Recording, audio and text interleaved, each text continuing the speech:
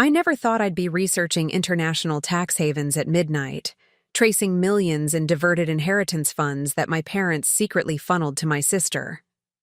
But when you discover your entire family has conspired to rob you of your grandfather's legacy, sometimes the only option is to become the very thing they feared, someone who refuses to stay quiet. Before we jump back in, tell us where you're tuning in from.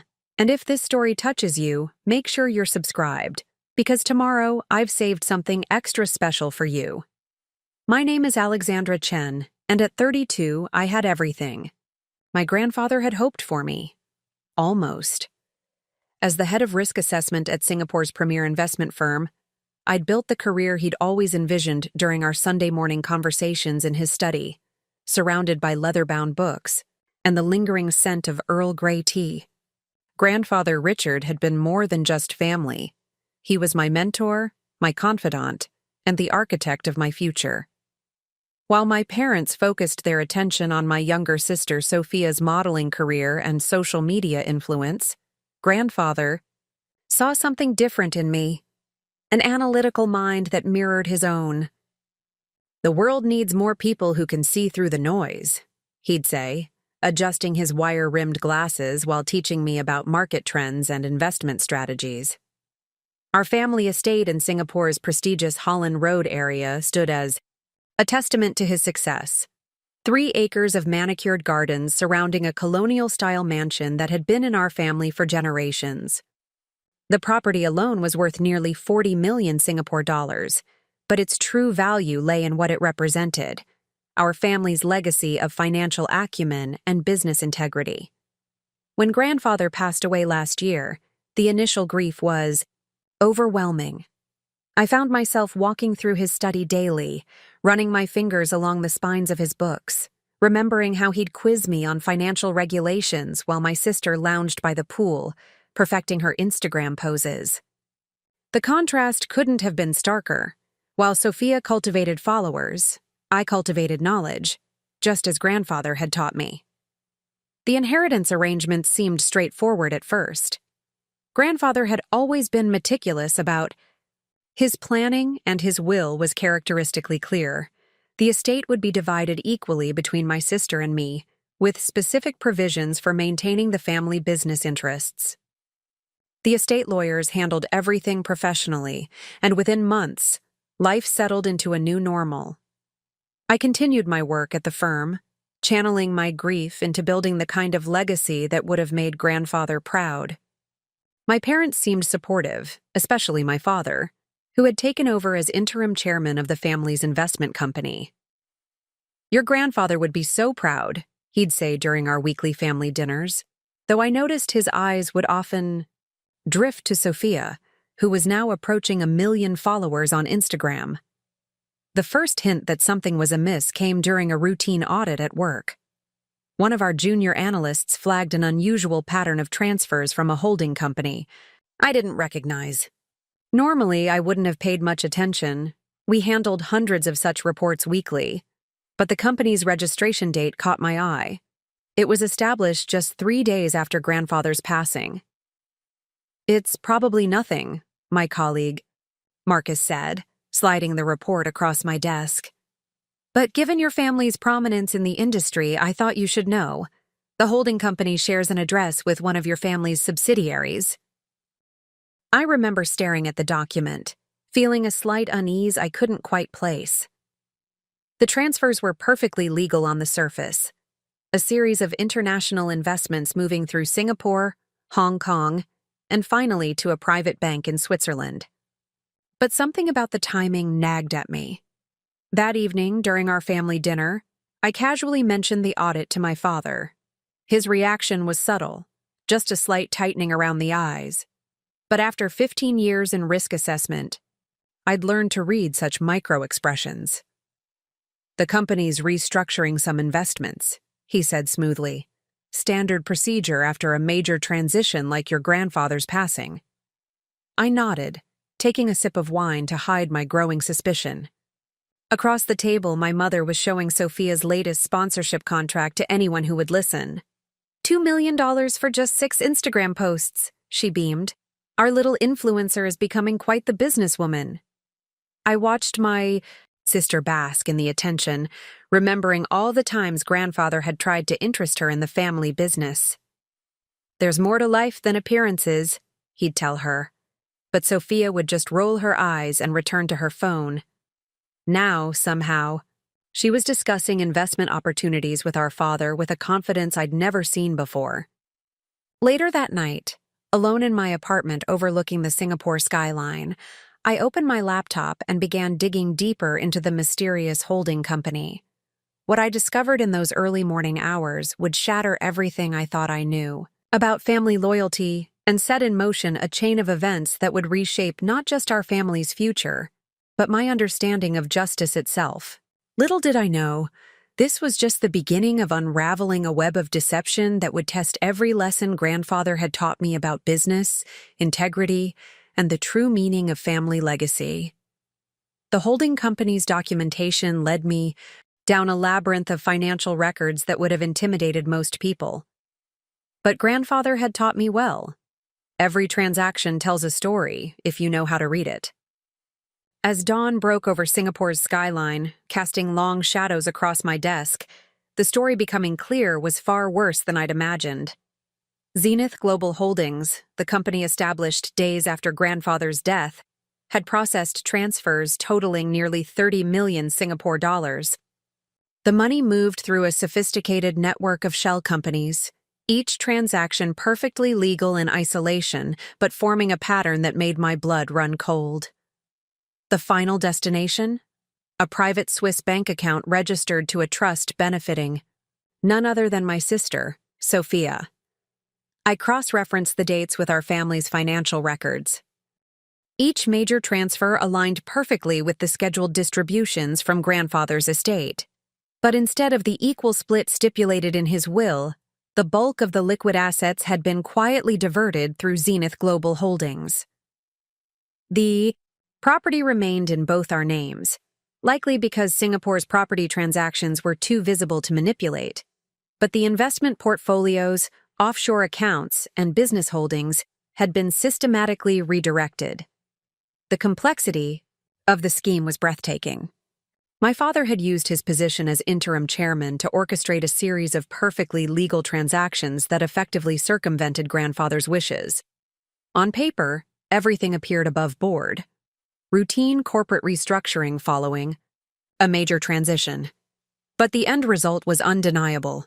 My sister would control nearly 80% of our family's liquid assets, while I would be left with little more than my share of the property and my career. My hands shook as I compiled the evidence into a secure folder. Years of training and risk assessment had taught me to document everything meticulously. Each transfer, every corporate filing, all the board minutes authorizing these restructuring efforts, I gathered them all, building a case that would be impossible to dismiss as coincidence. At 7 a.m., my phone buzzed with a message from my mother. "Don't forget, brunch at the Ritz to celebrate Sophia's new brand ambassadorship with Laurent & Chen Private Banking." The irony wasn't lost on me. Laurent & Chen was one of Singapore's most prestigious private banks, and one of the key institutions involved in the transfer scheme. I arrived at the Ritz precisely on time, my laptop containing the damning evidence, safely stored in my office. The restaurant's elegant interior seemed to mock the turmoil in my mind, crystal chandeliers sparkling overhead as waiters in crisp white jackets served champagne to Singapore's elite. My family had already taken their usual table by the window, Sophia holding court as she detailed her latest social media campaign. "Darling, you look tired," my mother said as I sat down, her perfectly manicured hand reaching across the table to pat mine. "You work too hard. Look at your sister. She's found such a wonderful balance in life." I watched as Sophia laughed at something the Laurent & Chen executives had said, her Instagram-ready smile never wavering. Did she know? Was she complicit in this scheme, or just another beneficiary of our parents' manipulation? "Actually," I said, maintaining the composed demeanor that had served me so well in boardrooms, "I was up late reviewing some fascinating financial records." Father, perhaps you could explain the purpose of Zenith Global Holdings? The champagne. Glass in his hand trembled slightly, another micro-expression that confirmed my suspicions. But before he could respond, the bank's CEO approached our table, all smiles and expensive cologne. Miss Chen, your father was just telling us about your excellent work in risk assessment. In fact, we'd love to discuss a potential position with you. Your expertise in compliance would be invaluable to our private banking division. The offer hung in the air like poison, a golden cage designed to buy my silence. I looked at my father, seeing the calculation in his eyes. A prestigious position at Laurent & Chen would certainly come with obligations of confidentiality that would make it impossible for me to challenge the transfer scheme. That's very kind, I replied, my voice steady despite the anger burning in my chest. But I believe my grandfather taught me that true expertise in compliance means understanding not just what you can do legally, but what you should do ethically. The silence that followed was deafening. My mother's smile froze.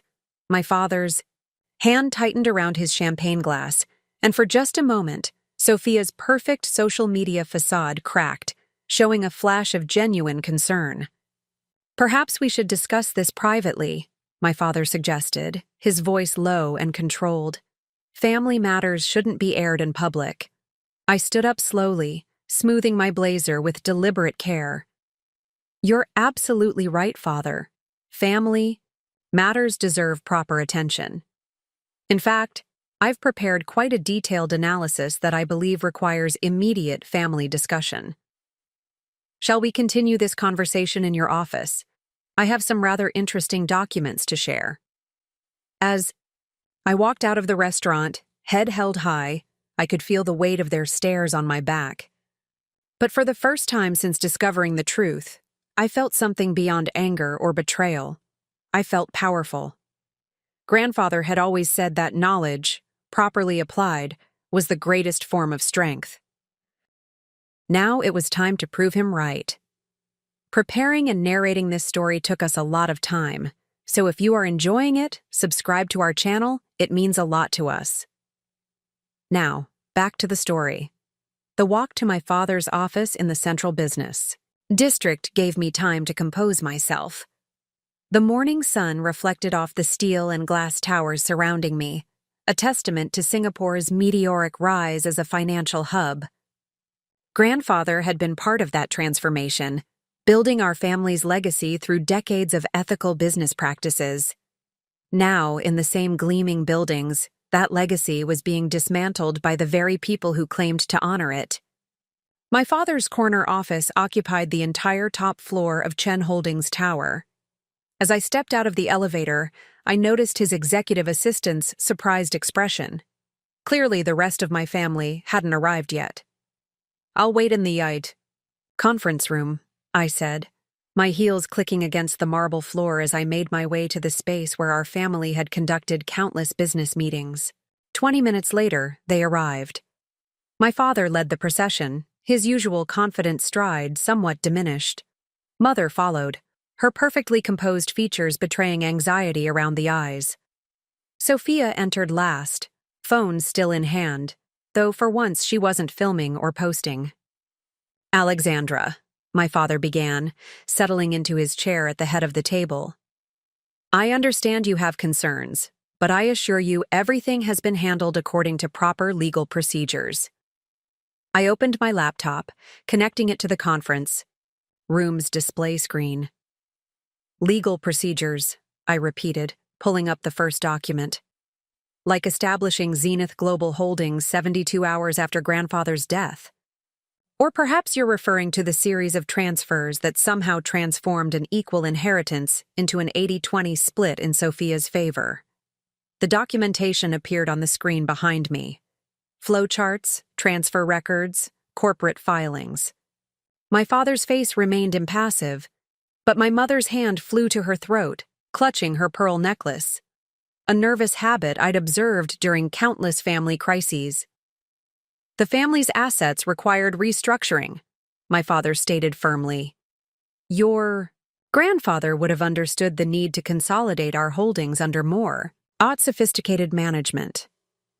Sophisticated management? I zoomed in on a particular transfer record. Is that what we're calling it when we route $30 million through 3 different jurisdictions to obscure its destination? Grandfather taught me that when you need to hide something, you're already doing something wrong. Your sister has shown remarkable business acumen, my mother interjected, reaching for Sophia's hand. Her influence in the digital space brings invaluable modern perspective to our traditional holdings. I turned to Sophia, who had finally put down her phone. Did you know? I asked directly. Did you know they were diverting my inheritance? To you? For the first time in years, my sister met my gaze without a camera between us. They said it was best for the family, she whispered, that your career meant you didn't need it like I did. Best for the family? I pulled up another document, an email chain discussing the transfer scheme. Best for the family was grandfather's vision of equal partnership between his granddaughters.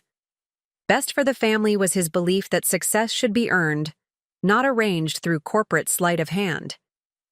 My father stood abruptly, his chair scraping against the floor. That's enough!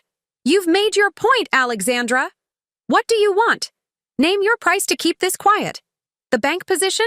A larger apartment? Name it. The offer hung in the air, heavy with implications. I thought of grandfather's study, of the lessons he'd taught me about integrity and courage. In that moment, I understood why he'd spent so many hours drilling me on financial regulations and corporate governance. What I want, I said, my voice steady, is an immediate reversal of all transfers made through Zenith Global Holdings. I want a full audit of the estate's distribution, conducted by an independent firm of my choosing. And I want both of you to resign from your positions as trustees of grandfather's estate. Or what? My father challenged, though I could see the fear behind his bravado. I clicked to the final slide, a compiled report ready to be sent to the Monetary Authority of Singapore, the police's Commercial Affairs Department, and every major financial news outlet in Asia. Or I reveal everything. Every transfer, every shell company, every attempt to circumvent grandfather's wishes. I don't think Laurent and Chen would be very eager to have Sophia as their brand ambassador once this becomes public. And I imagine the other board members might have some questions about your management of family assets. The silence that followed was absolute. Even the usual sounds of the city below seemed muted, as if Singapore itself was holding its breath. You wouldn't, my mother whispered. It would destroy our family's reputation.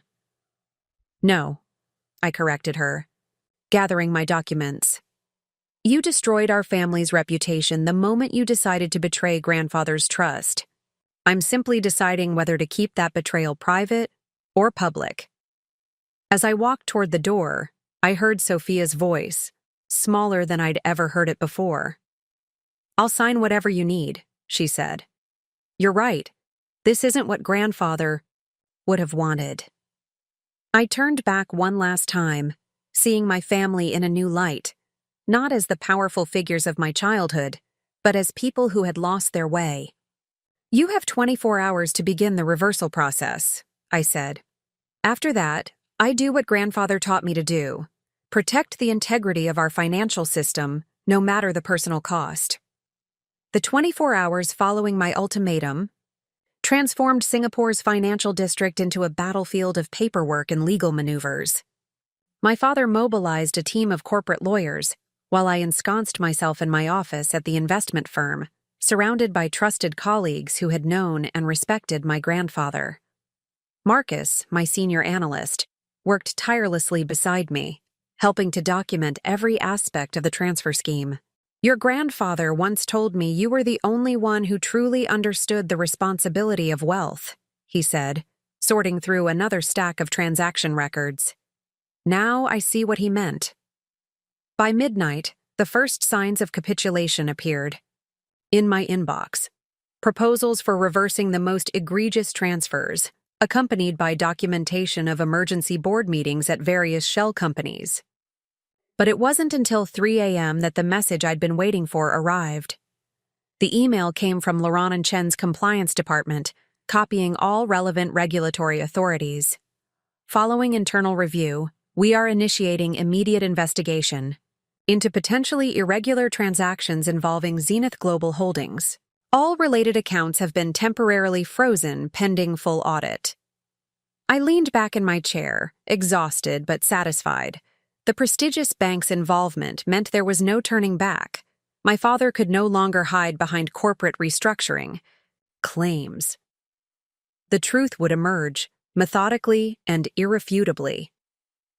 At dawn, my office phone rang. It was my mother, her voice strained but controlled. The board has called an emergency meeting. Your father. He's agreed to step down as interim. Chairman, they're requesting your presence. The Chen Holdings boardroom had always intimidated me as a child. 20 floors up, with floor-to-ceiling windows overlooking the Marina Bay. Now, as I took my seat at the massive teak table, I felt nothing but calm resolve. The board members filed in, their expressions grave. Mr. Wang, the lead independent director and my grandfather's oldest friend, spoke first. We've reviewed the documentation you provided, Alexandra. Your grandfather would be proud of your diligence, though heartbroken by the circumstances requiring it. My father sat silently at the far end of the table, his usual commanding presence diminished. Beside him, a team of lawyers shuffled papers nervously. The board has made several decisions, Mr. Wang continued. First, we accept your father's resignation as interim chairman, effective immediately. Second, we've engaged an independent auditor to review all transactions since your grandfather's passing. Third, he paused, looking directly at me. We would like to nominate you as the new chairperson of Chen Holdings. The proposal hung in the air like a thunderclap. I could see my father's hands tighten on his armrests, but he remained silent. With respect, I replied carefully.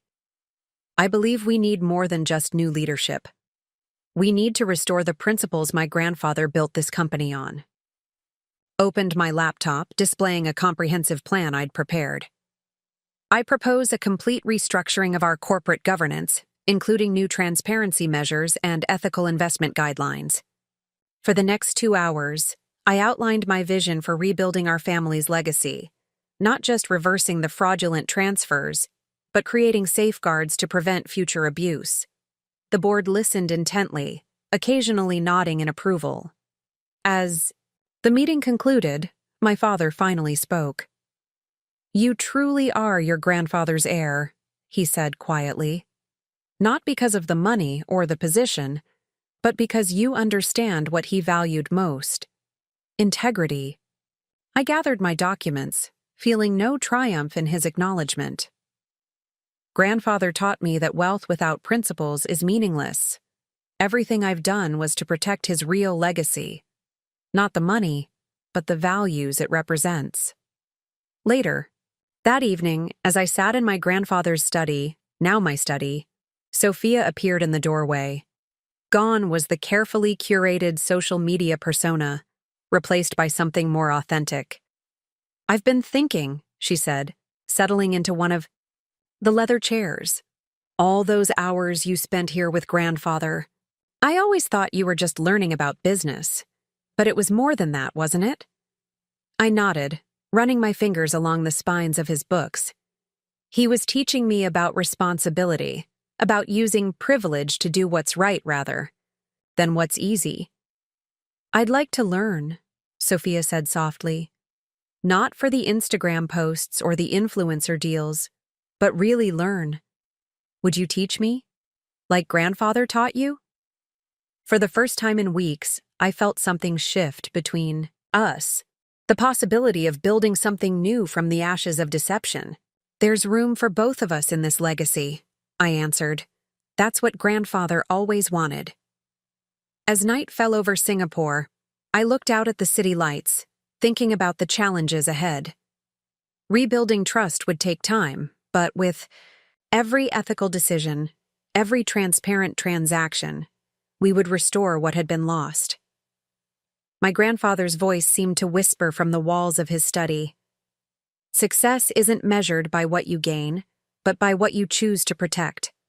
The following weeks brought sweeping changes to Chen Holdings that resonated throughout Singapore's financial community. As the newly appointed chairperson, I initiated a comprehensive restructuring that went far beyond merely correcting the diverted inheritance. Our family company would become a model of corporate governance for the entire region. The first major challenge arrived in the form of resistant board members who had benefited from the old system's opacity. During a particularly tense board meeting, Mr. Zhang, a longtime ally of my father's, attempted to block my proposed transparency measures. These new reporting requirements will hamper our competitive advantage, he argued, his voice carrying the weight of 3 decades in private banking. Our clients value their privacy. They won't appreciate this level of scrutiny. I stood at the head of the table, channeling my grandfather's quiet authority. Our competitive advantage should stem from our expertise and integrity, not our ability to obscure transactions, I responded, displaying a detailed analysis on the conference room screen. Studies show that transparent companies consistently outperform their secretive counterparts in long-term value creation. The presentation I'd prepared demonstrated how ethical business practices had become a significant driver of investment decisions among the younger generation of Asian investors. We weren't just doing what was right, we were positioning ourselves for the future. As I implemented these changes, an unexpected ally emerged. Sophia, true to her word, had begun immersing herself in the business.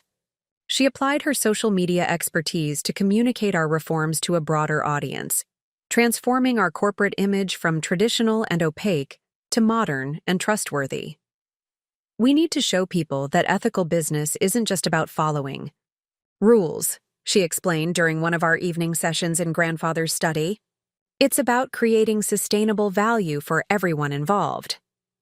Her Instagram followers watched with interest as she documented her journey from influencer to conscious business leader.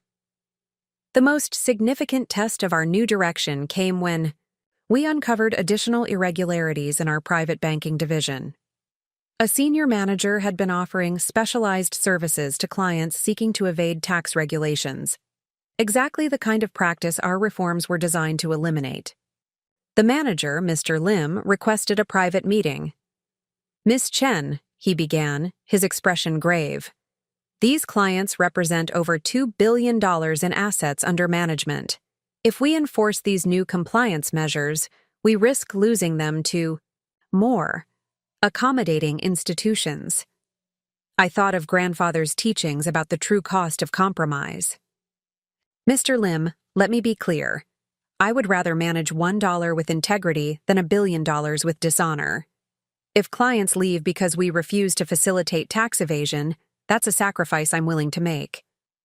The decision sent shockwaves through Singapore's financial sector. Several major clients did indeed withdraw their accounts. Our stock price took a temporary hit, and the business media buzzed with speculation about the future of Chen Holdings. But then something remarkable happened. New clients began approaching us, family offices, ethical investment funds, and next-generation entrepreneurs who shared our vision of responsible wealth management. Our transparency initiatives attracted international attention, and Harvard Business School requested permission to develop a case study on our transformation. During this period, I received an unexpected visit from my father. He had maintained his distance since stepping down, but now he stood in my office, looking somewhat diminished yet more genuine than I'd seen him in years. "Your grandfather once told me something I didn't understand until now," he said, studying the city skyline through the window. "He said that true wealth isn't what you accumulate, but what you pass on." I thought he meant money, but he meant principles. I waited, letting him find his words. "I lost sight of that," he continued. "In trying to control the family's financial legacy, I nearly destroyed its moral one. Watching you these past weeks, you've rebuilt more than just corporate governance. You've restored our family's honor." That evening, as I reviewed the latest audit reports in grandfather's study, I found myself reflecting on the true meaning of inheritance. The most valuable things my grandfather left behind weren't the properties, investments, or business holdings. It was the unwavering commitment to doing what's right, no matter the cost. A knock at the door interrupted my thoughts. It was Sophia, carrying 2 cups of Earl Grey tea, grandfather's favorite. "The independent auditors just submitted their final report," she said, settling into her usual chair. "All the diverted assets have been properly reallocated. We're officially on track with the new compliance framework." I accepted the tea, noting how natural it felt now to share this space with her. "This is just the beginning," I replied. "Real change takes time and constant vigilance." "I know," she nodded, pulling out her notebook. No phone in sight. "That's why I've been thinking about our next initiative. What if we established an Ethics in Finance Fellowship program? We could mentor the next generation of business leaders, teaching them what grandfather taught you." As we discussed her proposal, I felt grandfather's presence in every corner of the study. His legacy lived on not in the millions we'd recovered, but in the values we now shared and the changes we were creating in Singapore's financial landscape. 3 months into our corporate transformation, an unexpected opportunity arose that would test our new ethical framework in ways I hadn't anticipated. During a routine review of our technology investments, our research team discovered a groundbreaking financial technology startup that had developed an artificial intelligence system for detecting complex financial fraud patterns. The technology, created by a brilliant team of developers in Singapore's thriving startup ecosystem, could revolutionize how financial institutions protect themselves and their clients from sophisticated criminal schemes. More importantly, it aligned perfectly with our new commitment to transparency and ethical business practices. However, the situation became complicated when I learned that Laurent and Chen, still smarting from their association with our families' previous irregularities, had already begun acquisition talks with the startup.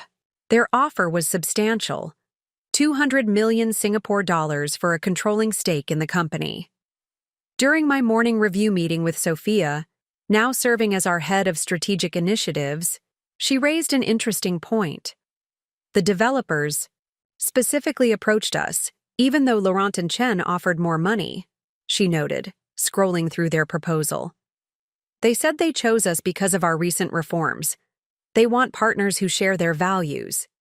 The startup's founder, Dr. Lin, requested a meeting at our headquarters. As we sat in the conference room overlooking Marina Bay, she explained her team's vision. "We developed this AI not just to detect fraud, but to prevent it," she said, her passion evident in every word. "But we need a partner who won't just use it as a compliance checkbox. We need someone who understands that ethical finance is the future." The decision before us was complex. Acquiring the startup would require a significant investment at a time when we were still stabilizing from our recent reforms. Additionally, Laurent and Chen had implied through various channels that they would view our intervention in the deal as a hostile act, potentially affecting our other business relationships. I scheduled an emergency board meeting to discuss the opportunity. The debate was intense, with several board members arguing that we should focus on consolidating our existing reforms rather than taking on new challenges. "This is precisely the moment to be bold," I countered, presenting a detailed analysis of how the acquisition aligned with our new direction. "We're not just buying technology, we're investing in the future of ethical finance. This AI system could help prevent others from experiencing what our family went through." As the discussion continued, I received an unexpected message from my father. It was the first time he had offered any input since stepping down. "Your grandfather always said that true innovation comes from aligning technology with values. He would have understood what you're trying to do." The board ultimately approved the acquisition, but with a twist that reflected our new approach to business. Instead of a traditional takeover, We proposed a partnership structure that would preserve the startup's independence while providing them with the resources and platform they needed to grow. Dr. Lin's team was thrilled with the arrangement. "This is exactly why we wanted to work with Chen Holdings," she said during the signing ceremony. "You understand that success and ethics aren't mutually exclusive." The partnership quickly proved transformative for both organizations.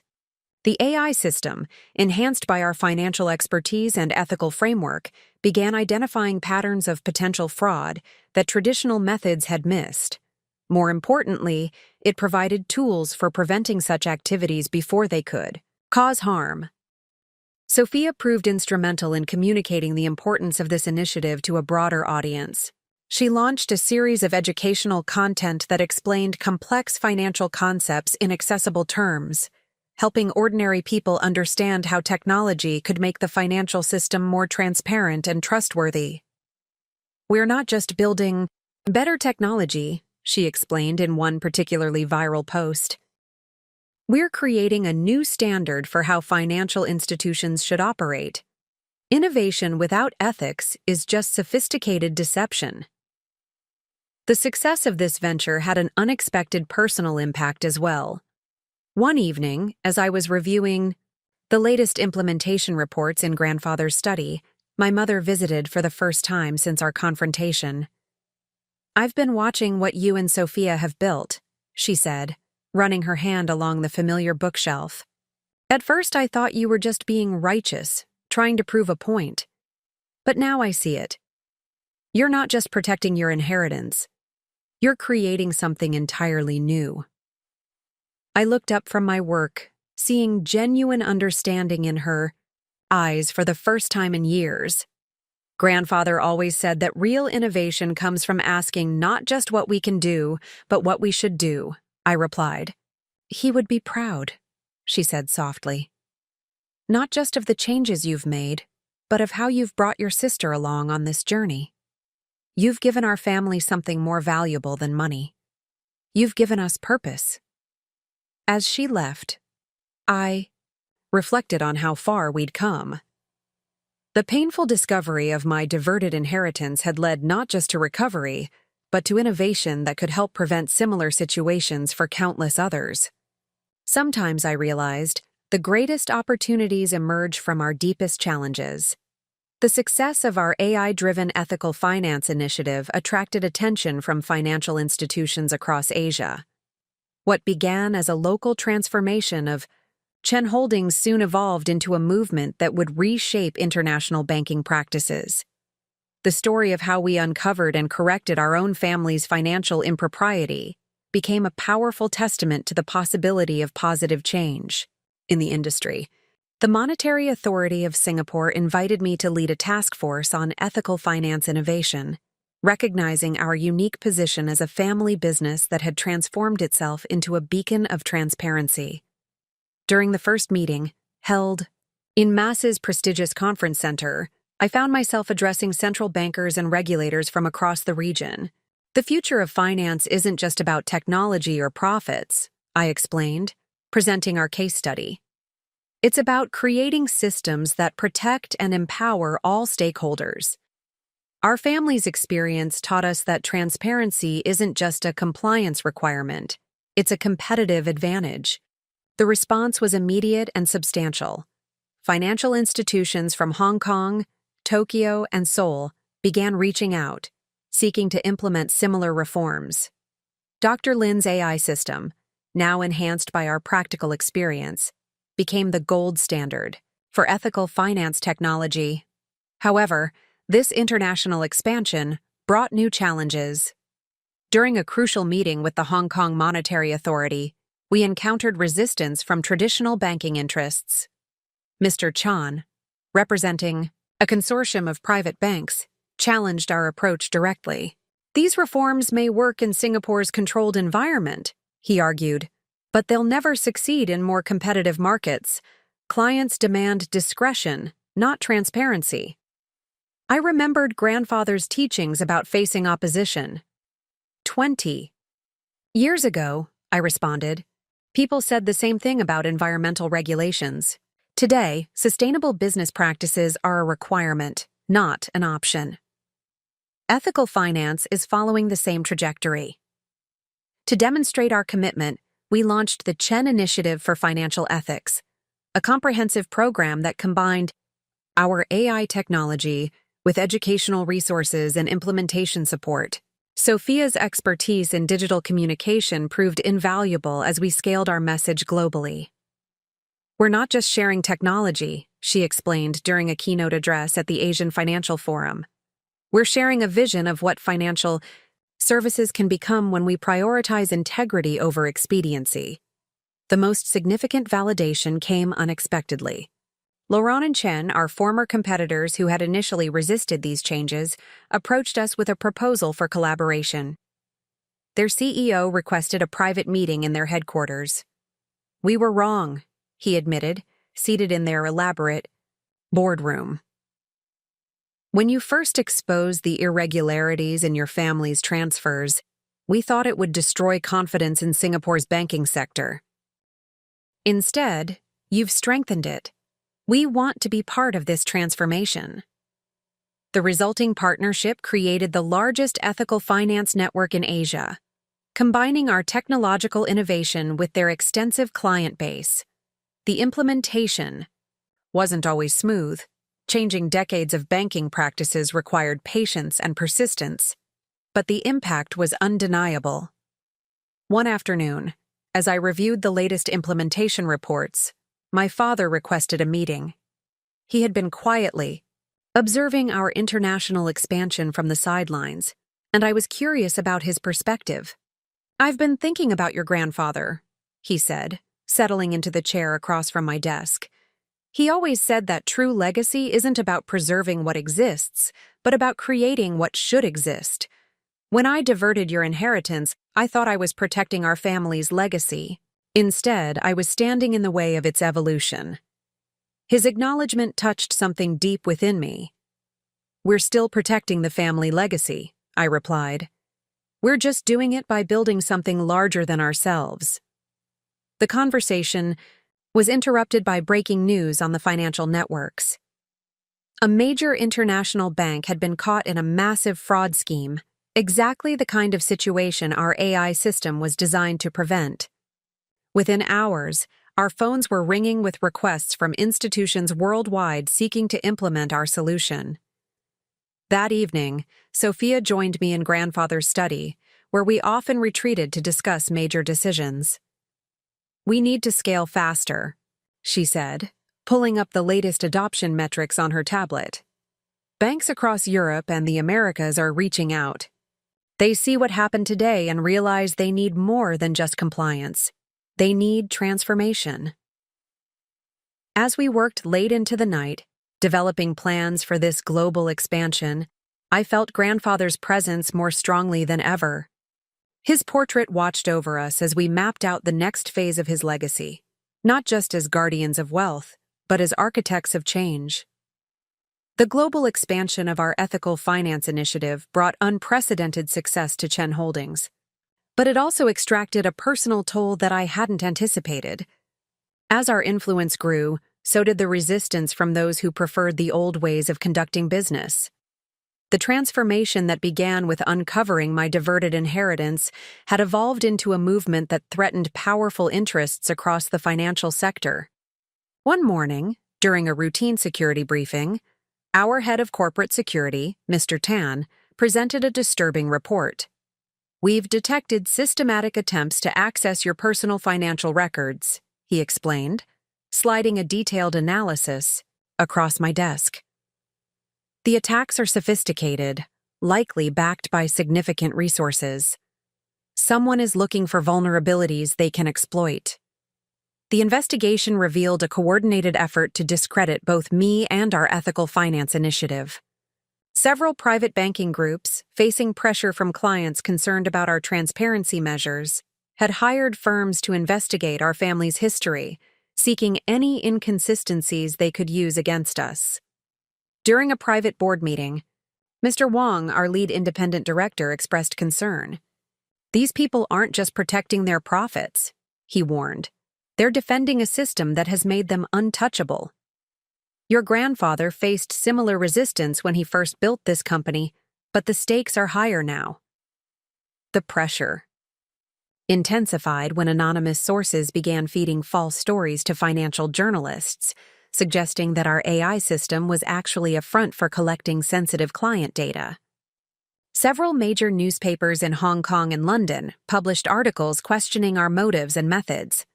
Sophia, monitoring our public perception through her extensive social media network, identified the coordinated nature of these attacks. They're trying to create a narrative that ethical finance is just another form of control, she explained during our evening strategy session. But they've made one crucial mistake. They've given us a platform to demonstrate our commitment to transparency. Instead of retreating, we decided to confront these challenges head-on. I authorized the release of our own personal financial records, demonstrating the same level of transparency we advocated for others. We invited independent auditors to examine our AI system's code and operations, proving that our technology protected rather than exploited client privacy.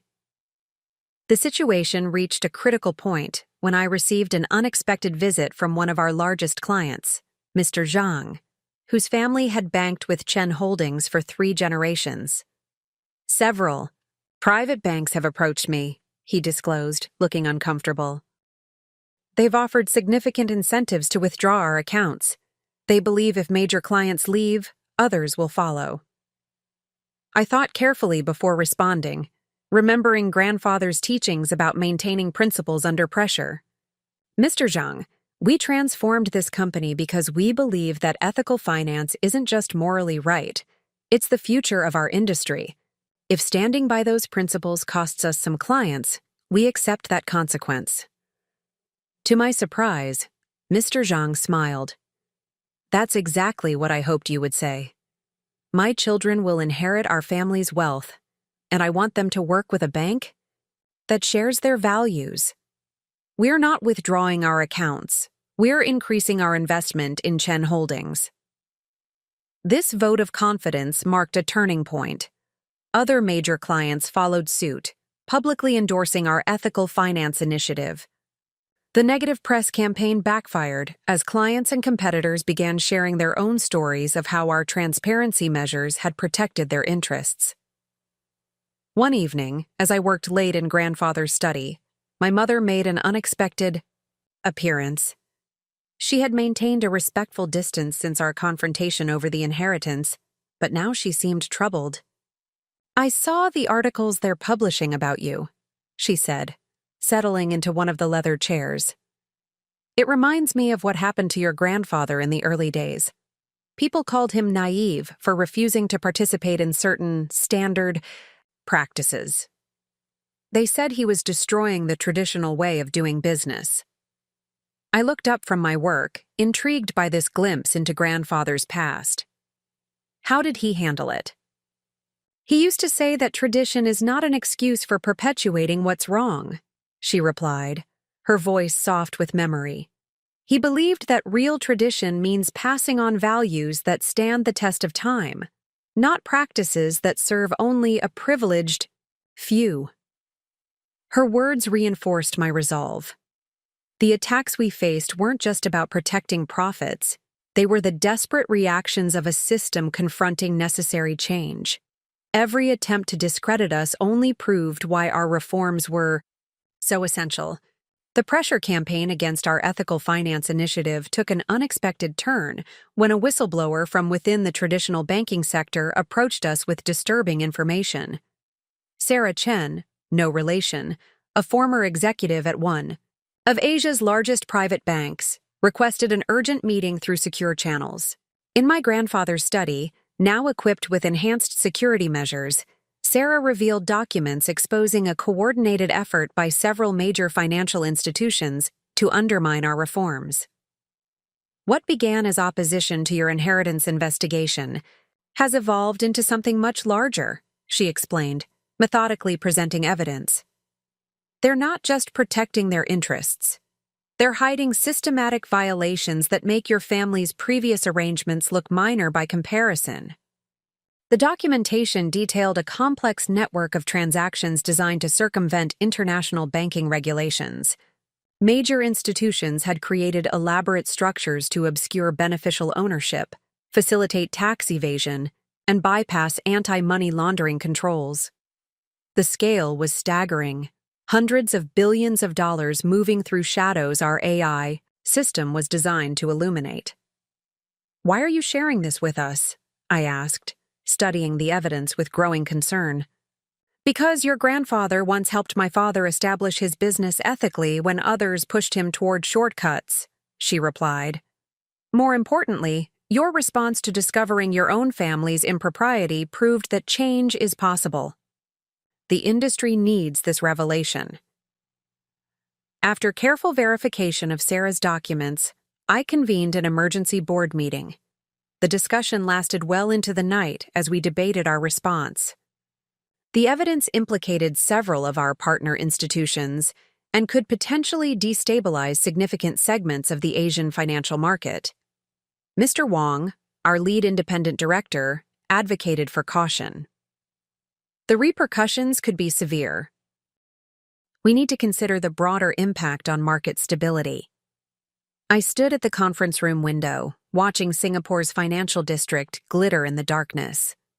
Grandfather built this company on the principle that stability without integrity is merely the illusion of strength. If the market's stability depends on concealing wrongdoing, then it deserves to be disrupted. We developed a strategic approach to releasing the information. Rather than a simple exposé, we would present it alongside solutions, demonstrating how our AI system and ethical finance framework could help institutions transition toward transparent operations without causing market panic. Sophia's expertise proved invaluable as we crafted the communication strategy. "We need to position this as an opportunity for transformation, not just an indictment of current practices," she advised. "Show institutions how adopting ethical practices can strengthen their competitive position." The day before our planned announcement, I received an unexpected call from my father. "I've heard rumors about what you're planning," he said, his voice carrying the weight of experience. "The people you're about to expose, they're not like me. They won't simply accept defeat and step aside." "I know," I replied, thinking of the pressure we'd already faced. "But that's exactly why this needs to be done. Every time someone chooses silence over truth, the problem grows larger." "Your grandfather would have said the same thing," he acknowledged. "Just be careful. True change comes with real risks." On the morning of our announcement, I arrived at the office to find Dr. Lin waiting with urgent news. Our AI system had detected massive fund movements overnight. The implicated institutions were already attempting to obscure their tracks. "They know what's coming," she explained, showing me the data patterns. "But they've actually made our case stronger. Every defensive movement they've made proves the intentional nature of their actions." Standing before the assembled press corps at our headquarters, I felt the weight of the moment. International media, financial regulators, and industry leaders filled the room, their attention focused on the podium. 4 months ago, I discovered that my own family had diverted my inheritance through complex financial mechanisms, I began. That discovery led to reforms that transformed our company. Today, we present evidence that the same types of mechanisms are being used on a global scale, not just to redirect inheritances, but to undermine the very foundations of ethical finance. The presentation that followed would reshape the industry. With each revelation, supported by data from our AI system and Sarah's documentation, we demonstrated not just the problem's scope, but also its solution. The path toward transparent, ethical finance wasn't just necessary, it was inevitable. The revelations we presented sent shockwaves through the international financial community. Within hours of our announcement, regulatory bodies from Singapore, Hong Kong, London, and New York launched coordinated investigations. The evidence we provided, supported by our AI system's analysis, left no room for denial or obfuscation. Financial markets experienced immediate volatility as investors processed the implications. Several major institutions saw their stock prices decline sharply as questions arose about their involvement in the exposed practices. However, Chen Holdings' position remained strong, bolstered by our proactive approach to transparency and our ready solutions for industry reform. During a crucial meeting with the Monetary Authority of Singapore's Executive Board, I presented our comprehensive plan for industry transformation. This moment of crisis presents an unprecedented opportunity, I explained, displaying detailed implementation strategies. We can use these revelations as a catalyst for systematic change, transitioning from reactive compliance to proactive ethical governance. The authority's chairman, Dr. Lim, leaned forward with interest. What you're proposing goes beyond mere regulatory reform. You're advocating for a fundamental restructuring of how financial institutions operate. Exactly, I responded, pulling up our AI system's predictive models. The technology exists to make ethical finance not just possible, but profitable. Our own experience proves that transparency and success are not mutually exclusive. The following weeks brought a series of high-level meetings with international regulators and industry leaders.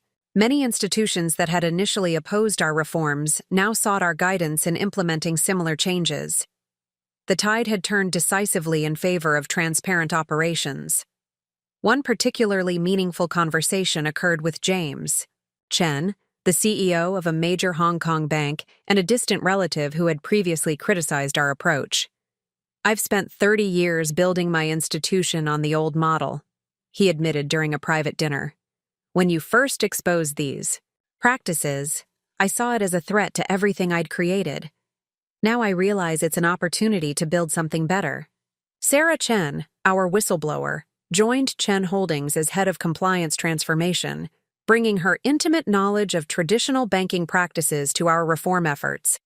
Her insights proved invaluable as we developed transition strategies for other institutions.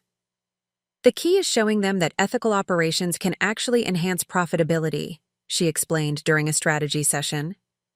When institutions spend less resources hiding questionable practices, they can focus on genuine innovation and client service. Our AI system's capabilities expanded rapidly as it processed data from the ongoing investigations. Dr. Lin's team developed new modules specifically designed to assist institutions in transitioning to transparent operations while maintaining client confidentiality and competitive advantage. During this period of intense activity, Sophia demonstrated remarkable leadership in communicating our vision to younger generations of finance professionals. Her social media campaign, Future of Finance, became a global movement advocating for ethical business practices. The next generation of investors and bankers wants more than just returns, she explained during a widely viewed webinar. They want to know their success contributes to a more equitable financial system. One evening, as I reviewed the latest implementation reports in grandfather's study, my mother visited with an old photograph album. I found something you should see, she said, opening to a yellowed newspaper clipping from the 1980s. It showed my grandfather testifying before Parliament about the need for stronger financial regulations. He faced similar resistance back. Then, she explained, her voice soft with remembrance. People said he was naive, that banking couldn't operate under such strict ethical guidelines. But he persisted because he believed the industry's future depended on earning genuine trust. The parallel with our current situation struck me deeply. What had begun as a personal quest to reclaim my diverted inheritance had evolved into something far more significant, the fulfillment of my grandfather's vision for ethical finance. The momentum generated by our revelations and subsequent reforms led to an unprecedented gathering of financial leaders in Singapore. The Global Ethical Finance Summit, hosted by Chen Holdings, brought together regulatory authorities, banking, executives, and technology innovators from 30 countries. The event would become a turning point in the industry's transformation, housed in the magnificent Marina Bay Sands complex, where the future of banking would be reshaped. The summit's opening ceremony in the Grand Ballroom showcased the magnitude of what we'd achieved. 300 of the world's most influential financial leaders sat before me. CEOs of global banks, heads of regulatory bodies, technology pioneers, and emerging fintech innovators. Their combined influence represented over $15 trillion in managed assets, all gathered to discuss a future they'd once actively resisted. As I took the stage for the keynote address, I caught sight of my father in the audience, sitting next to Sophia. The symbolism wasn't lost on me. The past and future of finance united in purpose. The massive LED screens behind me displayed real-time data from our AI system, showing the positive impact of ethical reforms on participating institutions. 4 months ago, we exposed systematic misconduct in global banking, I began, my voice carrying across the hushed audience. That revelation began with a personal story, the discovery of my diverted inheritance. Today, we gather not to dwell on past transgressions, but to architect the future of financial services. The question before us is not whether to embrace ethical finance, but how to implement it effectively and sustainably. Dr. Lin's presentation of our enhanced AI system drew audible gasps from the audience. The technology had evolved far beyond its original fraud detection capabilities, now incorporating predictive analytics that could identify potential ethical breaches before they occurred. She demonstrated how the system had helped 20 major banks transition to fully transparent operations while actually improving their profit margins. The old argument that ethical constraints hamper profitability has been definitively disproven, she explained, displaying comparative performance data. Institutions using our system have seen an average increase of 23% in client trust ratings and a 31% rise in new account acquisitions. Transparency, it turns out, is extremely good for business. Sarah Chen's session on practical implementation strategies became the summit's most heavily attended breakout session. Drawing from her experience as both a whistleblower and now our head of compliance transformation, she outlined a comprehensive framework for institutional change. The resistance to ethical reform often stems from 3 primary fears, she explained to the packed room.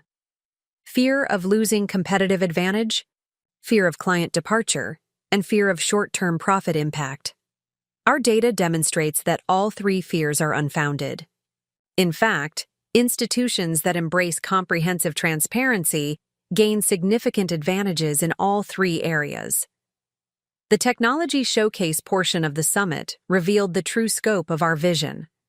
Sophia, collaborating with Dr. Lin's team, unveiled a revolutionary blockchain-based compliance tracking system. The platform would create an immutable record of financial transactions while protecting legitimate client privacy concerns, effectively eliminating the possibility of hidden misconduct while preserving necessary business confidentiality. This isn't just about preventing wrongdoing, Sophia explained, demonstrating the system's capabilities. It's about creating a new standard for financial operations that makes ethical behavior the most profitable choice. When transparency becomes a competitive advantage, the entire industry evolves. The afternoon sessions featured case studies from institutions that had already implemented our reforms. James Chen's presentation of his Hong Kong bank's transformation drew particular attention. His detailed financial reports showed not just improved compliance metrics, but significant growth in client acquisition and retention. We expected these reforms to cost us business, he admitted. Instead, we've seen an unprecedented influx of next-generation clients who prioritize ethical operations. Our revenue has increased by 28% since implementation, and our client trust ratings have never been higher. As the summit's first day drew to a close, my father requested an unscheduled speaking slot. Standing at the podium, where I had opened the event, he addressed the gathering with remarkable candor about his own journey from resistance to advocacy. I represent the old guard of banking, he began, his voice carrying the weight of experience. My attempt to divert my daughter's inheritance reflected a mindset that prioritized control over integrity. Today, I stand before you as evidence that transformation is possible, not just for individuals, but for entire institutions. The future of finance belongs to those who embrace transparency, not those who cling to opacity. The success of the Global Ethical Finance Summit sent ripples through the international banking community, but not everyone welcomed the changes we were championing. 2 days after the summit concluded, I received an urgent call from our security team. Someone had attempted to breach our AI system's core protocols. The attack was sophisticated, Mr. Tan explained during an emergency briefing. They weren't trying to steal data. They were attempting to discredit the system by planting false information that would trigger incorrect fraud alerts. The implications were clear. Our opponents had shifted from passive resistance to active sabotage. Dr. Lin and her team worked through the night, tracing the attack's origin.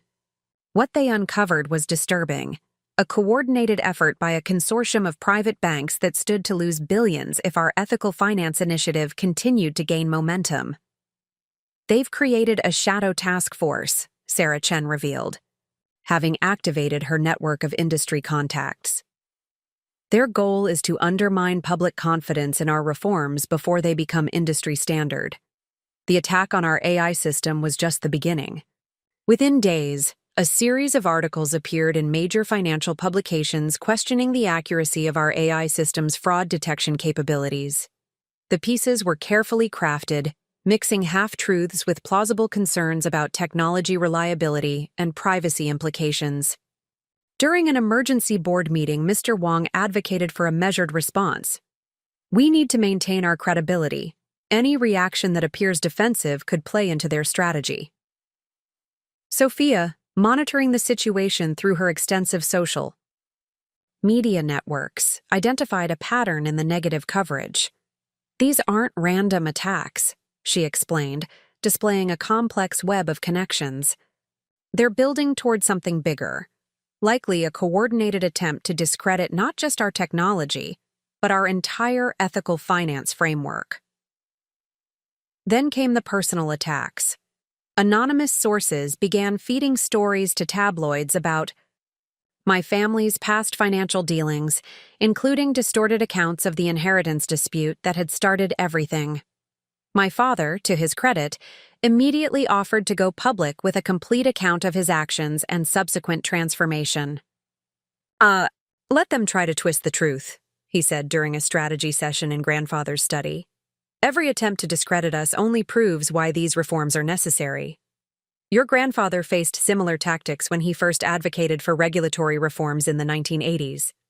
The pressure intensified when several major clients received anonymous dossiers claiming to show how our transparency requirements could expose their legitimate business secrets to competitors.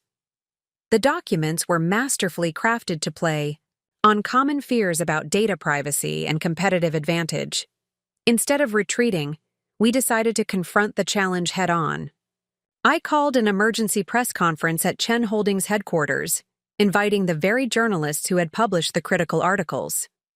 Today, we're going to do something unprecedented, I announced to the packed room. We're going to open our AI system's core protocols for public review. Independent auditors, technology experts, and yes, even our critics, will have complete access to verify our system's integrity and privacy protections. The move was risky, but it aligned perfectly with our commitment to transparency.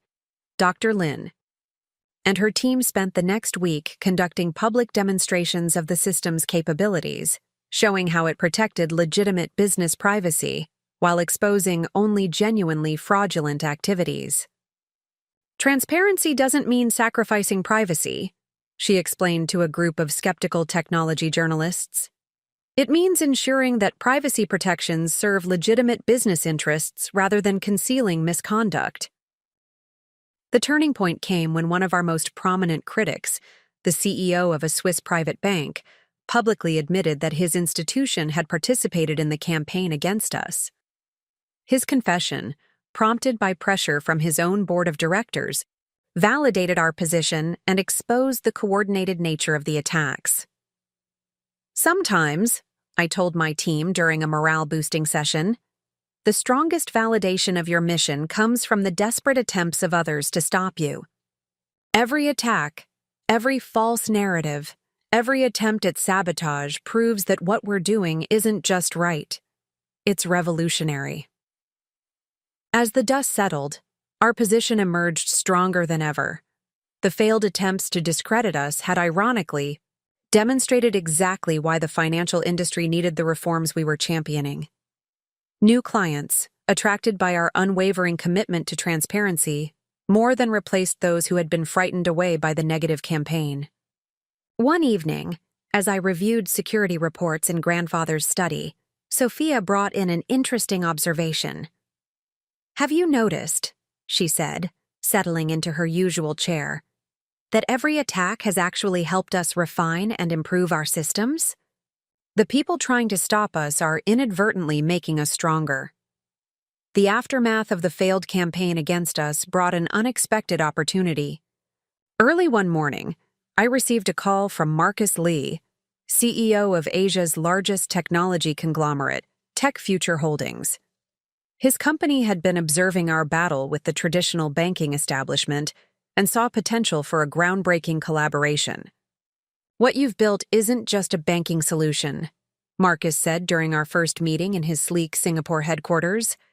"It's a framework for transparent operations that could revolutionize every industry. We want to help scale it beyond finance." The proposal was ambitious. Combine Tech Future's massive technological infrastructure with our ethical governance system to create a comprehensive platform for transparent business operations across all sectors. The potential impact was staggering, from supply chain management to healthcare, from real estate to environmental compliance. Dr. Lin's eyes lit up when she reviewed Tech Future's technical capabilities.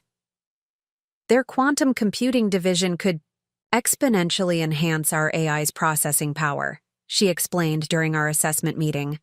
We could analyze complex business networks in real time, identifying ethical concerns before they become problems.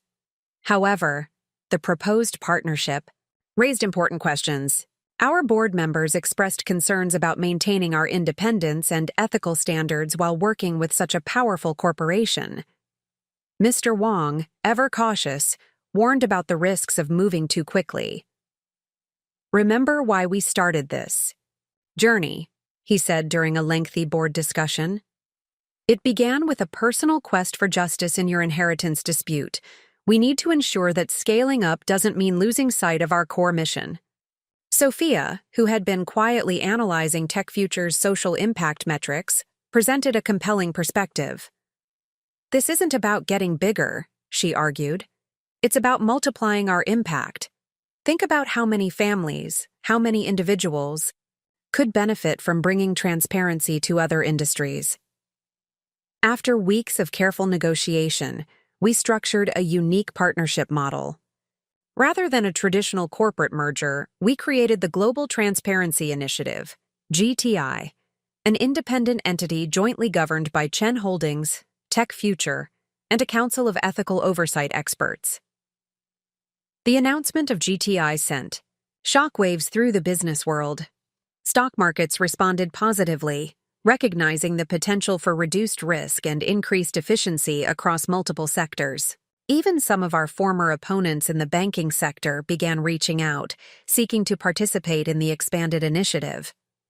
Sarah Chen, who had become our chief ethics officer, developed a comprehensive framework for applying our principles beyond banking. "Every industry has its own version of the problems we faced in finance," she explained during the GTI launch conference. "The need for transparency isn't limited to banking, it's universal." The first major test of our expanded mission came when GTI's systems identified concerning patterns in the global pharmaceutical supply chain. Several major companies had been obscuring the true origins of their raw materials, potentially putting public health at risk. Instead of simply exposing the problem, We worked with industry leaders to implement transparency solutions that would protect both public safety and legitimate business interests. The resulting system became a model for other industries seeking to balance accountability with competitiveness. My father, watching these developments with interest, shared a memory during one of our now regular family dinners. "Your grandfather once told me that true business leadership means seeing beyond immediate profit to long-term value creation," he said. "He would be amazed to see how you've taken that principle and amplified it across industries." The GTI partnership also brought unexpected personal growth. Working with Marcus Lee's team exposed me to new perspectives on innovation and scale. While I had focused on fixing specific problems in banking, they helped me see the potential for systemic change across the entire business ecosystem. One evening, as I reviewed GTI's latest impact reports in grandfather's study, I found myself reflecting on how far we'd come from the initial inheritance dispute. What had begun as a personal quest for justice had evolved into a movement for global business transparency. Sophia joined me, bringing tea and her usual insightful analysis. "You know what's remarkable?" she said, studying the implementation data. "Every industry that adopts our transparency framework sees the same pattern.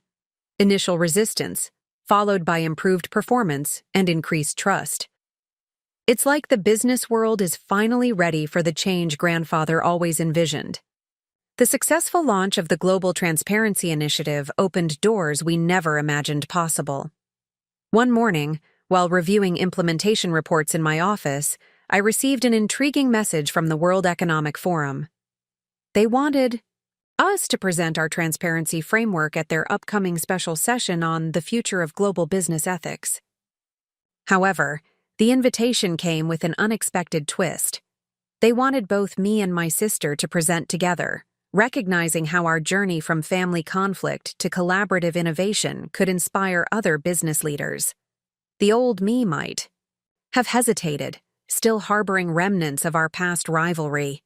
But our shared mission had transformed our relationship in ways I never expected. "We should tell the whole story," Sophia suggested during our preparation session. "Not just the technical success, but the human journey, from inheritance dispute to global impact. People need to see that ethical reform often starts with personal transformation." As we worked on our presentation, news broke that shook the business world. Several major corporations outside the financial sector had been exposed for systematic ethical violations. The timing couldn't have been more relevant to our mission. "This is exactly why cross-industry transparency is crucial," I explained to our GTI leadership team. "The same patterns of concealment and manipulation we found in banking exist everywhere. But now we have the tools and experience to address them proactively." Dr. Lin's team had been working round the clock to adapt our AI system for different industry contexts. "Each sector has its unique challenges," she reported, displaying complex analysis maps. "But the underlying principle remains the same. Transparency creates value when properly implemented." The World Economic Forum presentation became a turning point. Speaking to a global audience of business leaders, politicians, and innovators, Sophia and I shared how our family's crisis had catalyzed a movement for business transparency. 4 years ago, I discovered my inheritance had been diverted through complex financial mechanisms, I began. Today, we're helping businesses across every sector build transparency into their operational DNA. The journey from personal injustice to global impact taught us that ethical business isn't just morally right, it's economically powerful. Sophia followed with a compelling analysis of how social media and public trust intersect with corporate transparency. "The next generation of consumers and investors demand more than just profits," she explained. "They want to support businesses that demonstrate genuine ethical commitment through transparent operations." The response was overwhelming. Leaders from industries ranging from healthcare to artificial intelligence approached us, seeking to implement our transparency framework. But the most significant moment came when a group of next-generation family business heirs requested our guidance. "We've all seen similar patterns in our family enterprises," their spokesperson explained. During a private meeting, the old guard resisting transparency, complex mechanisms to maintain control, siblings pitted against each other. We want to break that cycle. This led to the creation of the Next Generation Ethics Alliance, NGEA, a network of young business leaders committed to transforming their family enterprises through transparent operations. Sophia took the lead in developing this initiative, drawing on her own experience of transformation. "Every family business faces succession challenges," she told the inaugural NGEA meeting. "But these challenges also present opportunities to implement positive change.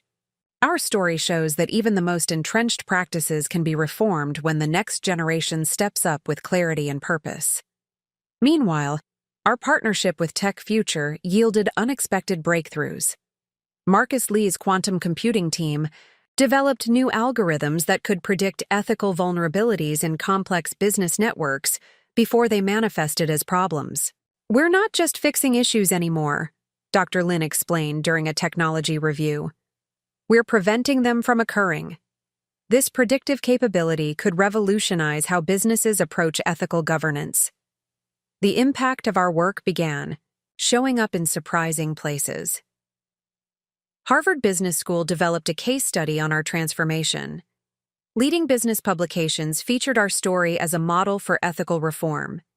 Even traditional critics of corporate transparency started acknowledging the competitive advantages of our approach. One evening, as I sat in grandfather's study reviewing the latest NGEA proposals, my father joined me with an unexpected suggestion.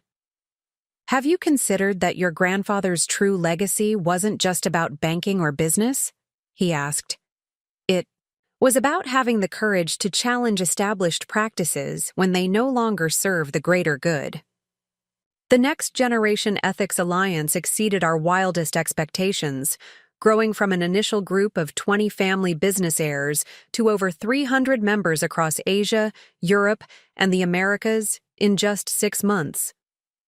Each member brought unique challenges from their family enterprises, creating a rich laboratory for testing and refining our transparency framework. One morning, during a global NGEA video conference, a young heir to a Brazilian mining conglomerate shared how our system had helped him uncover and address serious environmental compliance issues within his family's operations. "The transparency framework didn't just help us fix problems," he explained. "It transformed how we think about business success. We're now industry leaders in sustainable mining practices."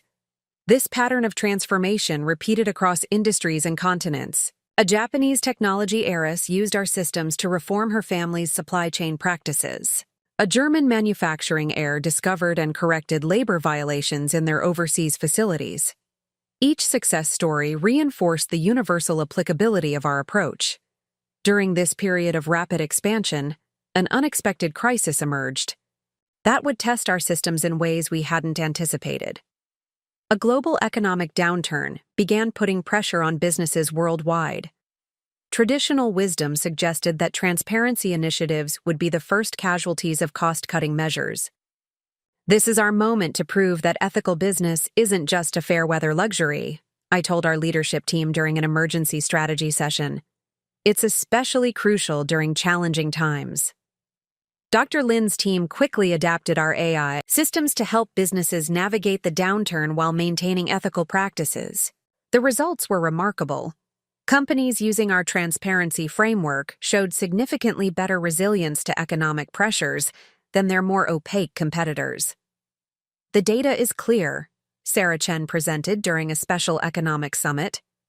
"Transparent operations create trust, and trust becomes invaluable during economic uncertainty. Our partner companies are seeing stronger client retention and easier access to capital despite market conditions." Sophia's work with NGEA members proved particularly important during this period. Next-generation leaders often see opportunities where others see only challenges, she explained during a leadership workshop. The current market conditions are actually accelerating the adoption of transparent practices as businesses realize the competitive advantages of trust-based operations. The economic situation brought an unexpected ally: institutional investors. Major pension funds and sovereign wealth funds began requiring our transparency certification as a condition for investment. The message was clear. In uncertain times, transparency wasn't just ethical, it was essential for access to capital. One particularly meaningful victory came when the Lee Family Office, one of Asia's largest family investment groups, announced they would only invest in businesses that met our transparency standards. Their chief investment officer explained, "The Chen Holdings story showed us that ethical operation isn't just about compliance, it's about sustainable value creation." During this period, my father took on a new role that surprised everyone. He began mentoring other senior executives struggling with the transition to transparent operations. "I understand their fears because I lived them," he explained during a leadership forum. "But I also know the freedom that comes with embracing transparency." The impact extended beyond business. Universities began incorporating our case studies into their curricula. Government agencies consulted us on regulatory frameworks. Even nonprofit organizations sought our guidance on transparent operations. One evening, as I reviewed the latest global impact reports in grandfather's study, my mother visited with an old newspaper clipping she'd found. It was an interview with my grandfather from the 1990s, where he predicted that future business success would depend on ethical transparency. "He saw it coming," she said softly. "But even he couldn't have imagined how his granddaughters would make it happen. You've taken his vision further than he ever dreamed possible." The Global Transparency Initiative continued expanding its reach, but now with an added focus on developing economies. We launched programs to help emerging market businesses implement transparent practices from the ground up, rather than having to reform established opaque systems. "Every new business that starts with transparency as its foundation," I explained during a United Nations forum, "is one less business that will need to undergo painful reforms in the future. We're not just changing existing practices, we're shaping how the next generation of businesses will operate." A year and a half after launching the Global Transparency Initiative, I found myself back where everything began, in grandfather's study, surrounded by his books and the weight of his legacy.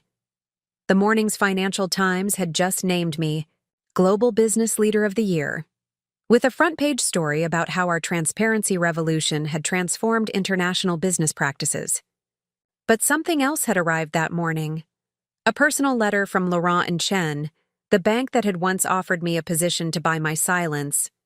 They were facing a crisis of their own, and their board had unanimously voted to seek our help in implementing comprehensive reforms. "Life has a peculiar way of coming full circle," Mr. Wang observed when I shared the news. "The very institutions that once resisted your changes are now seeking your guidance." The Laurent & Chen situation presented unique challenges. Their century-old private banking operations had been built on a foundation of secrecy. Transforming them would require not just technical solutions, but a complete cultural reformation. I assembled a special team for this project, including Dr. Lin for technical implementation, Sarah Chen for compliance restructuring, and surprisingly, my father as a senior advisor. His experience in transitioning from old-school banking to transparent operations would prove invaluable. "This isn't just another implementation," I told our team during the kickoff meeting. "This is about proving that even the most traditional institutions can embrace transparency without losing their competitive edge." The project revealed deeper issues than we initially expected. Laurent & Chen's resistance to transparency had masked serious operational inefficiencies and outdated practices. Their client base, though wealthy, was aging, and younger generations were increasingly moving their assets to more transparent institutions.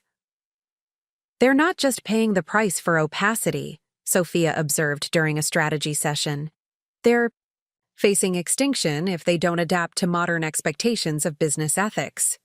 Working closely with their management team, we discovered something unexpected. Many of their younger employees had been quietly pushing for reforms but had been stifled by the old guard. This revelation led to a novel approach. We created internal reform committees led by these change advocates, empowering them to drive transformation from within. Your grandfather always said that lasting change must come from within, my father reminded me during a late-night review session. We're not just implementing systems, we're cultivating change agents. The transformation of Laurent and Chen became a case study in institutional reform.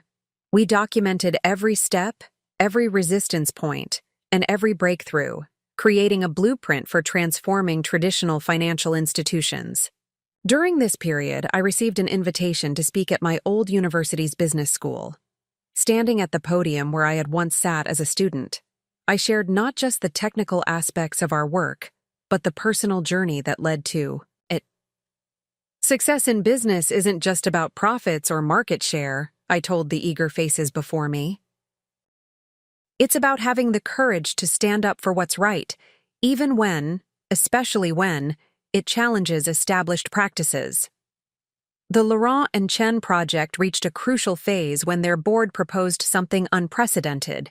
They wanted to merge their operations with Chen Holdings, essentially placing themselves under our ethical governance framework. This proposal sparked intense debate within our organization. Some saw it as a natural evolution of our mission, while others worried about the risks of absorbing an institution with such a different cultural history. Sometimes, Sarah Chen reminded us during a board meeting, the boldest move is also the most logical one. We've been working to transform the industry. What better way than to directly integrate and reform one of its oldest institutions?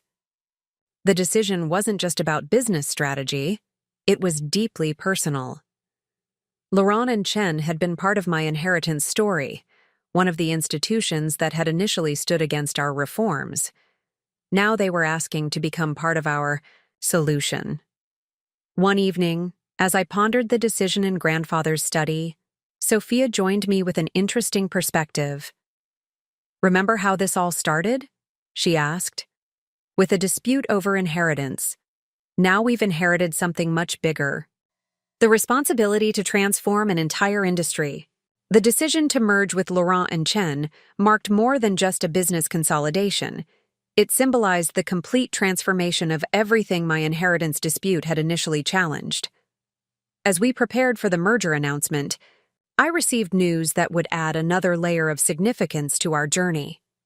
The Monetary Authority of Singapore had selected our ethical governance framework as the new standard for all financial institutions operating in the country. What began as a personal quest for justice would now become national policy, influencing one of the world's most important financial centers. "Your grandfather once dreamed of a financial system built on transparency," Mr. Wong reminded me during the regulatory briefing. Now Singapore will be the first nation to make that dream a reality at a systemic level. The merger implementation team, led by Dr. Lin and Sarah Chen, developed an innovative approach to integrating Laurent and Chen's century-old operations with our modern systems. Rather than simply imposing our methods, we created a hybrid model that preserved their historical expertise while infusing it with transparent practices. "This isn't about erasing history," I explained to the merged staff during our first town hall meeting. "It's about evolving tradition to meet the demands of ethical modern finance." The integration process revealed unexpected opportunities.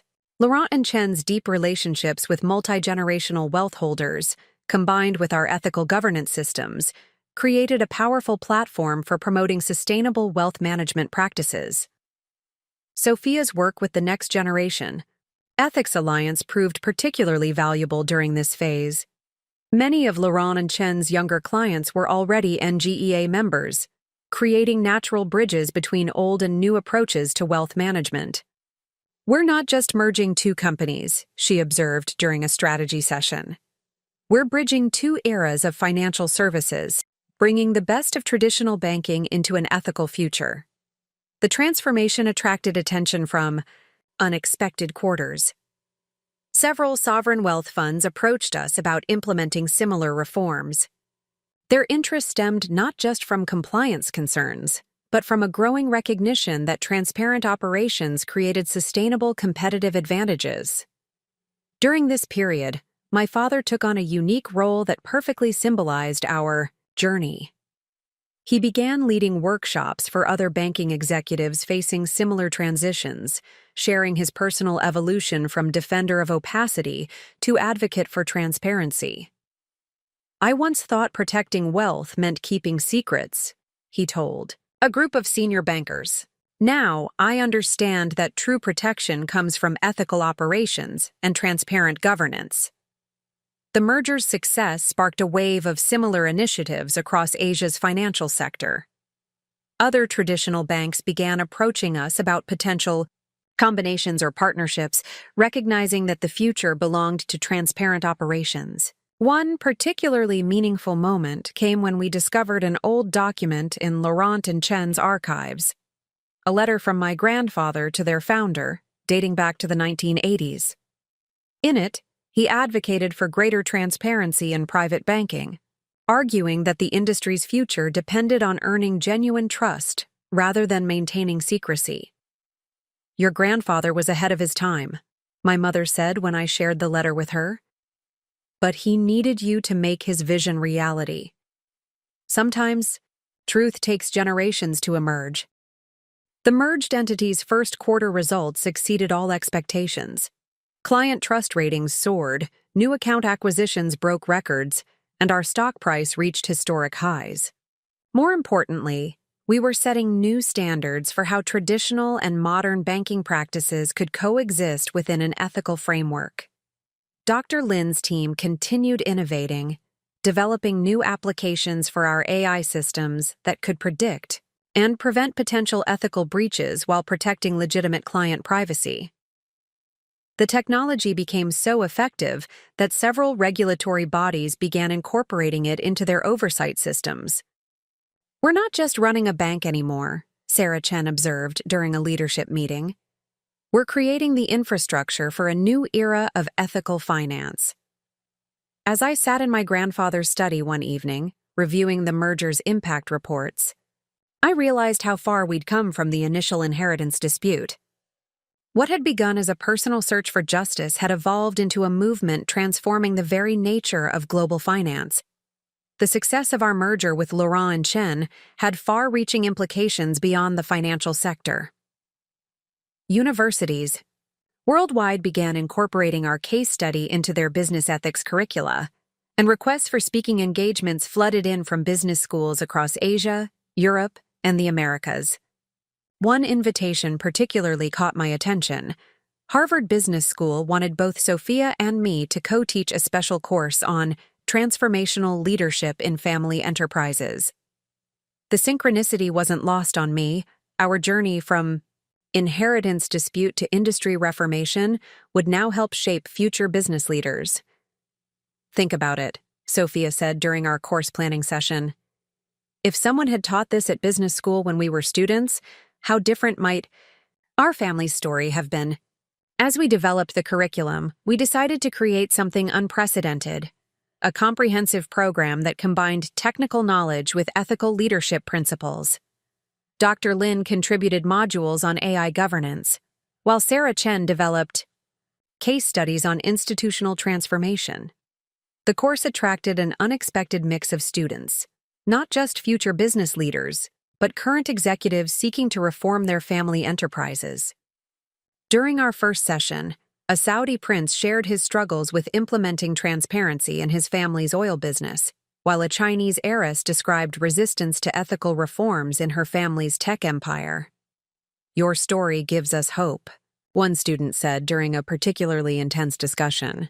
"It proves that even the most entrenched systems can be transformed when someone has the courage to stand up for what's right." Meanwhile, our work with the Global Transparency Initiative continued evolving.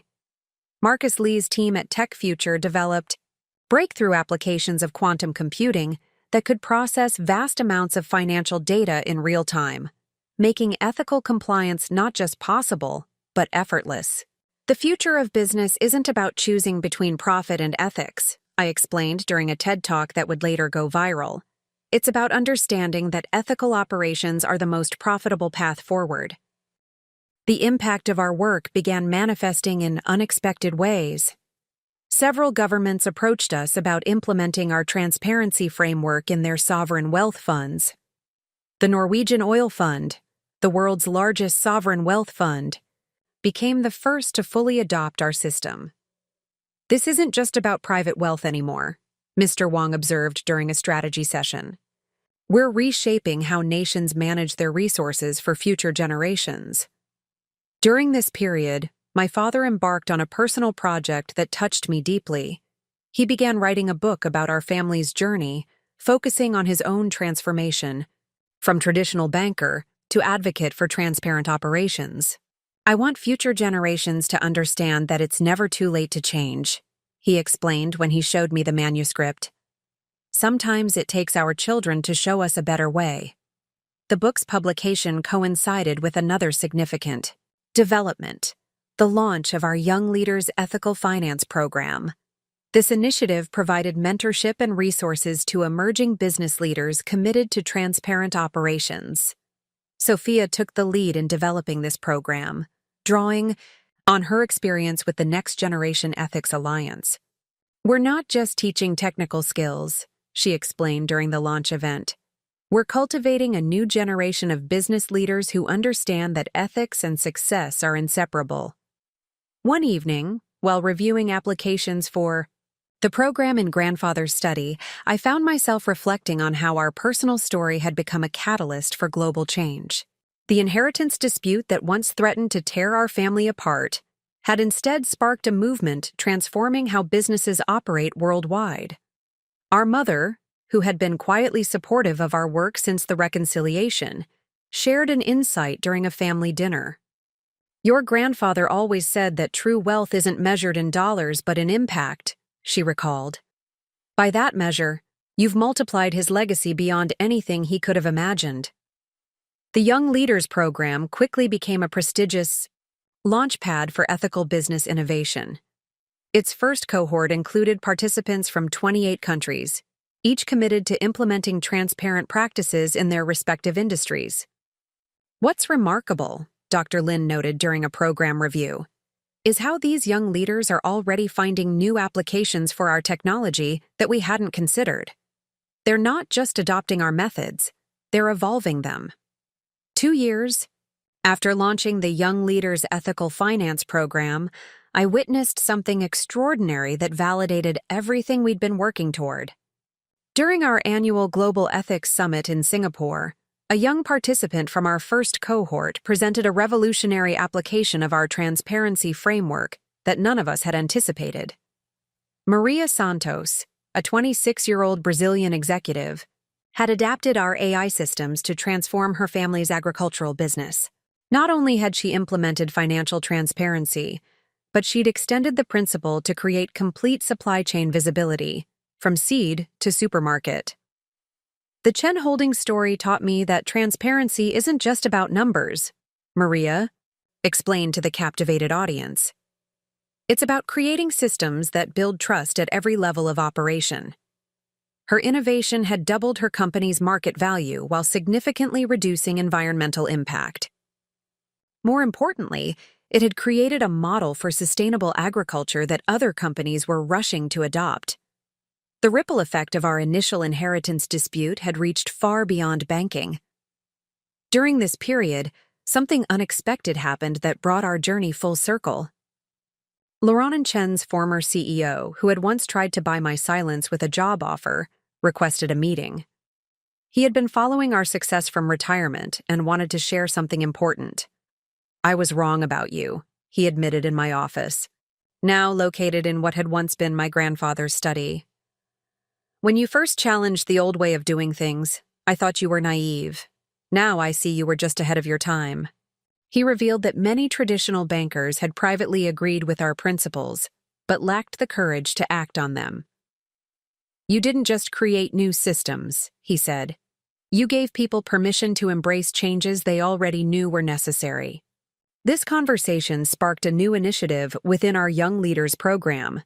We created a special track for industry veterans willing to mentor the next generation, bridging the gap between traditional expertise and modern ethical practices. Sophia, who had become a respected voice in business ethics education, developed a curriculum that combined these veterans' practical knowledge with our transparency principles. The future of business isn't about choosing between experience and ethics, she explained. It's about bringing them together. The program's impact soon extended beyond individual businesses. Governments began sending their financial regulators to learn from our approach. The World Bank adopted modified versions of our systems for development projects. Even the International Monetary Fund expressed interest in incorporating our transparency frameworks into their lending requirements. "Your grandfather would be amazed," my father commented during a family dinner. He believed in ethical business, but even he couldn't have imagined how far his principles would spread. Dr. Lin's team continued pushing the boundaries of what was possible with transparent operations. Their latest innovation combined blockchain technology with quantum computing to create real-time ethical compliance monitoring across global business networks. "We're not just preventing problems anymore," she explained during a tech conference. "We're creating systems that make ethical operations the easiest path forward." Sarah Chen, who had become a global authority on institutional transformation, observed an interesting pattern in our impact data. Companies that adopt our transparency framework don't just become more ethical, she reported. They consistently outperform their competitors across all metrics: profitability, innovation, employee satisfaction, and customer trust. The most touching validation came from an unexpected source. During a visit to a rural village in India, where one of our young leaders had implemented transparent microfinance practices, an elderly farmer approached me. "My granddaughter can go to university now," he said through an interpreter. "Because we can trust the banking system, we could save enough for her education. Your family's story changed my family's future." This encounter led to the creation of our Global Impact Fund, dedicated to spreading transparent financial practices to underserved communities worldwide. The fund combined our technological expertise with local knowledge to create sustainable, ethical business ecosystems. As I reflected on these developments in grandfather's study one evening, surrounded by his books and the weight of his legacy, I realized something profound. Our journey hadn't just been about correcting a personal injustice or reforming an industry. It had been about proving that ethical business practices could create positive change at every level of society. The Global Impact Fund's success in bringing transparent financial practices to underserved communities caught the attention of international development organizations. The United Nations Development Program approached us with an ambitious proposal. They wanted to scale our model across 50 developing nations within 5 years. This new challenge required rethinking our entire approach. While our systems worked well in developed markets, implementing them in areas with limited technological infrastructure would require innovative solutions. Dr. Lin and her team began developing a simplified version of our AI system that could run on basic mobile devices. "Technology shouldn't be a barrier to ethical business," she explained during a development meeting. "If people can use a mobile phone, they should be able to participate in transparent financial systems." During this period, Sophia made a discovery that would profoundly impact our work. While researching implementation strategies for rural areas, she found that women entrepreneurs were consistently the earliest and most successful adopters of our transparency systems. "These women aren't just using our tools," she reported during a strategy session. "They're adapting them in ways we never imagined, creating informal networks of transparent micro-businesses that support entire communities." This insight led to the creation of the Women's Ethical Enterprise Network, WEEN, a specialized program within our Global Impact Fund. The initiative provided training, technology, and mentorship to women entrepreneurs in developing regions, helping them build transparent businesses from the ground up. The success stories began flowing in from across the globe. In rural Kenya, a group of women used our mobile platform to create a transparent agricultural cooperative that eliminated predatory middlemen. In Bangladesh, a network of artisans used our systems to connect directly with global markets while maintaining complete supply chain transparency. What's remarkable, Sarah Chen observed, is how these women are teaching us new applications of transparency principles. They're proving that ethical business isn't just a Western luxury, it's a universal tool for economic empowerment. My father, who had been quietly supporting our international expansion, shared an insight during a board meeting. When we first resisted transparency, we thought we were protecting our interests, he reflected. Now we're seeing how opacity mainly serves to maintain inequality. Your grandfather understood this, but it took another generation to prove it. The WEAN initiative's success attracted support from unexpected quarters. Traditional banking institutions, seeing the untapped potential in these emerging markets, began partnering with us to provide ethical financial services to previously underserved communities. One particularly meaningful project emerged in a small village in Indonesia, where a group of women used our platform to create a transparent fishing cooperative. Not only did they increase their community's income by eliminating exploitative practices, but they also implemented sustainable fishing methods that protected local marine resources. This is what ethical business really means, I explained during a UN conference. It's not just about following rules or maximizing profits.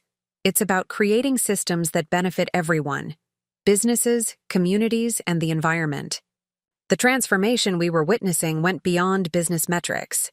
In communities where our transparent systems took root, we saw improvements in education rates, healthcare access, and environmental stewardship.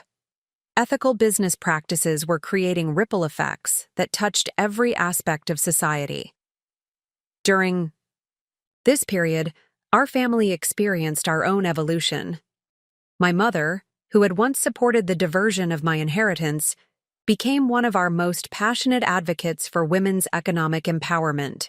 I was wrong about what inheritance really means, she confessed during a WEAN event. True wealth isn't about controlling assets.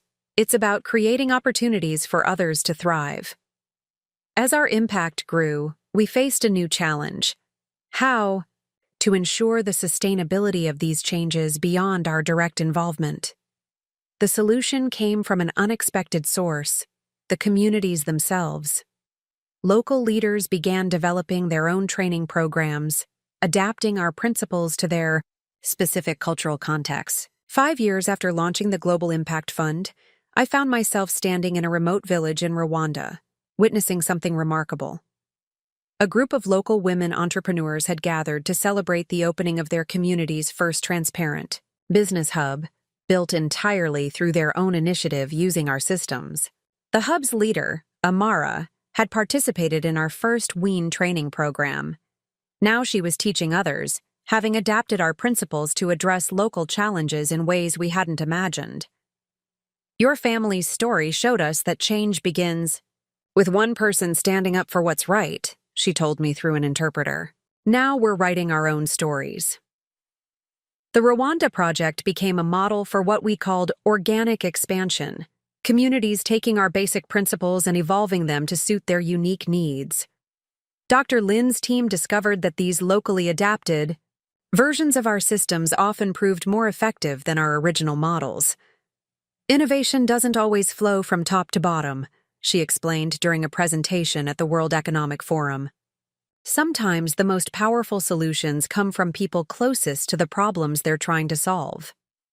During this period, Sophia made an observation that would reshape our entire approach to global expansion. We're not just exporting a system, she noted during a strategy session. We're catalyzing a movement where each community becomes its own center of innovation. This realization led to the creation of the Regional Innovation Centers program.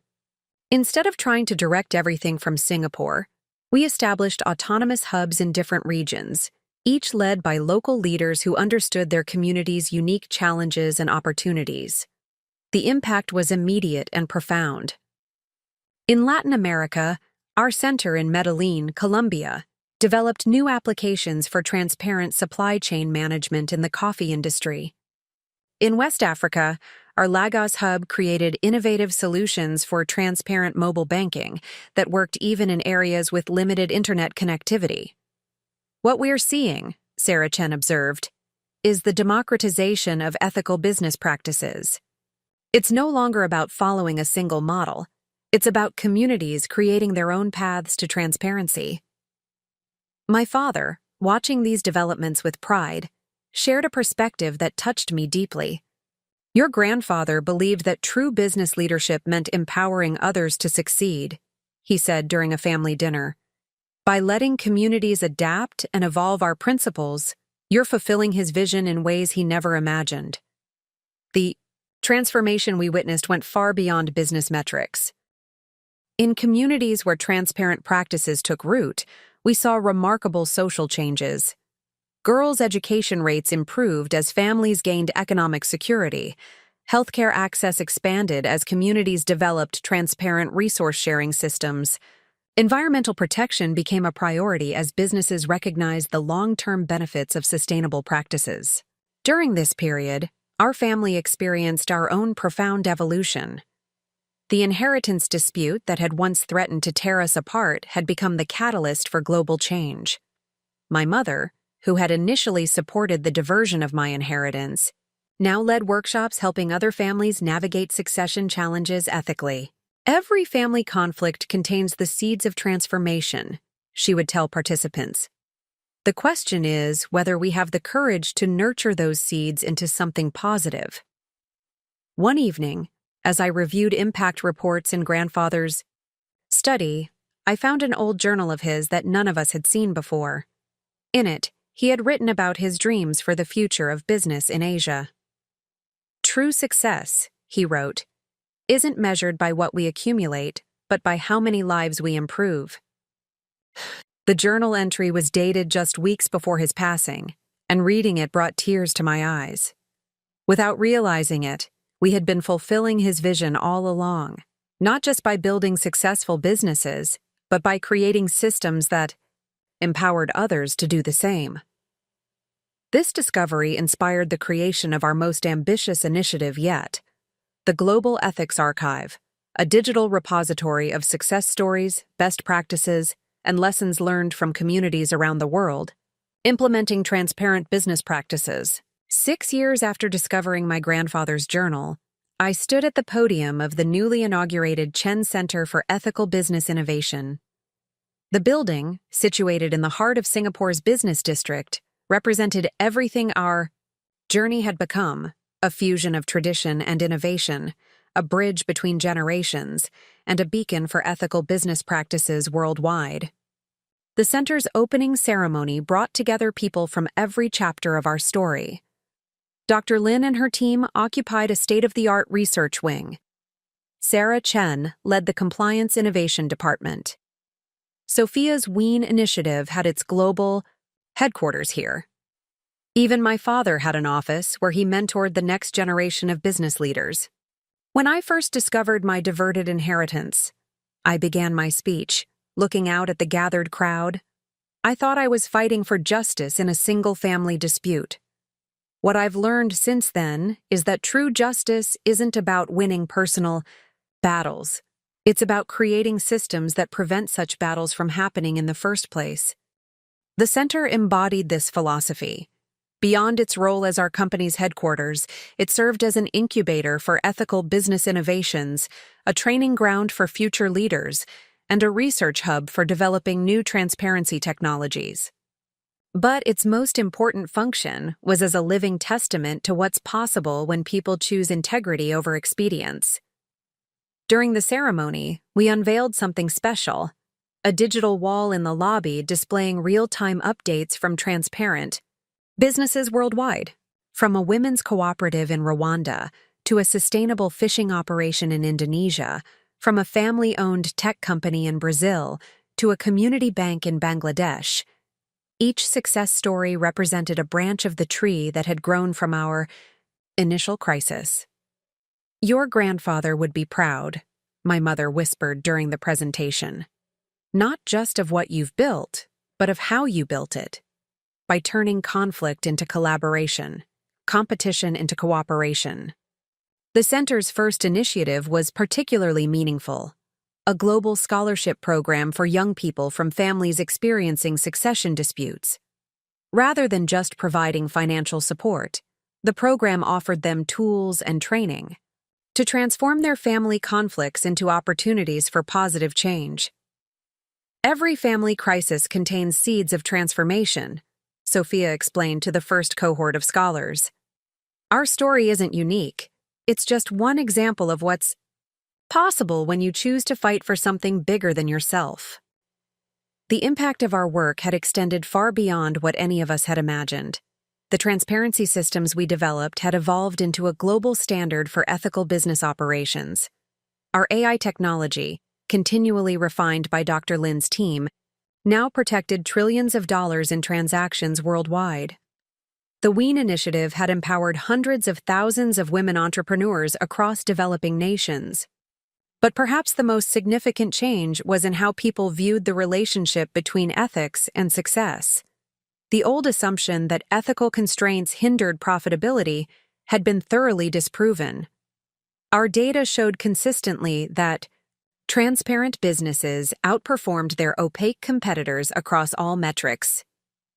"The question is no longer whether ethical business is profitable," I explained in my closing remarks. "The question is why anyone would choose to operate any other way." As the ceremony concluded, I took a moment to visit my grandfather's study, which we had carefully preserved and relocated to the center. Sitting in his old chair, surrounded by his books and the weight of his legacy, I opened his journal to an entry I had come to treasure. "True wealth isn't measured in dollars or properties," he had written. "It's measured in the positive changes we create, the lives we improve, and the legacy of integrity we leave behind." Looking out the window at Singapore's skyline, I reflected on how far we'd come. The inheritance dispute that had once threatened to tear our family apart had instead become a catalyst for global change. We had not only recovered what was rightfully mine, but had created something far more valuable: a movement that was transforming how business operated worldwide. "You know what grandfather would love most about all this?" Sophia said, joining me in the study. "Not the buildings, the technology, or even the global impact. He would love that we did it together, as a family." She was right. Our journey had come full circle. What began as a story of division had become a testament to the power of unity, integrity, and purposeful change. We had proven that the greatest inheritance isn't money or property. It's the courage to stand up for what's right and the wisdom to transform challenges into opportunities for positive change. The Chen Center would stand as a symbol of this truth, a reminder that every crisis contains the seeds of transformation, and that true success lies not in what we accumulate, but in how many lives we improve along the way. Up next, you've got 2 more standout stories right on your screen. If this one hit the mark, you won't want to pass these up. Just click and check them out. And don't forget to subscribe and turn on the notification bell so you don't miss any upload from us.